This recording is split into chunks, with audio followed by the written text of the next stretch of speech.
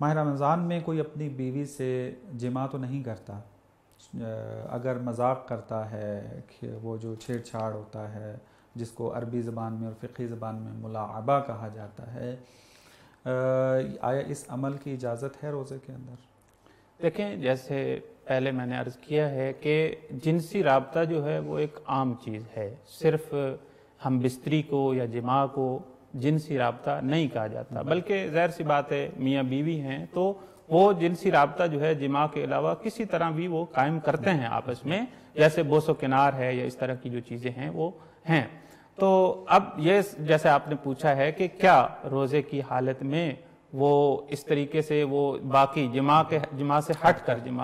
جماع کے علاوہ جو ہے وہ جنسی رابطہ قائم کر سکتے ہیں یا نہیں کر سکتے، تو شریعت نے یہ کہا ہے کہ اگر ان کا یہ قصد نہیں ہے کہ منی خارج ہو، ٹھیک ہے، یعنی منی خارج کرنے کا قصد نہیں ہے تو کوئی حرج نہیں ہے، وہ رابطہ قائم کر سکتے ہیں، روزہ دونوں کا ٹھیک ہے، کوئی پرابلم نہیں ہے۔ لیکن ظاہر سی بات ہے، ہاں اگر کوئی یہ سوچے کہ میاں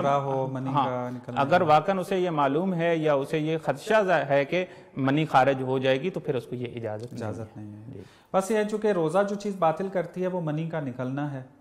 اور اگر کوئی عمل اس کے احتمال کو زیادہ کر دے کہ اس کے ذریعے یہ منی نکلے گی تو اس سے بچنا چاہیے۔ اگر کنٹرول ہے اپنے اوپر اور محسوس ہوتا ہے کہ نہیں ہوگا تو اس قسم کا عمل جو ہے وہ روزے میں اجازت دی گئی ہے۔ انسان روزہ جو ہے در واقع یہ ہے کہ انسان خدا کے نزدیک ہو،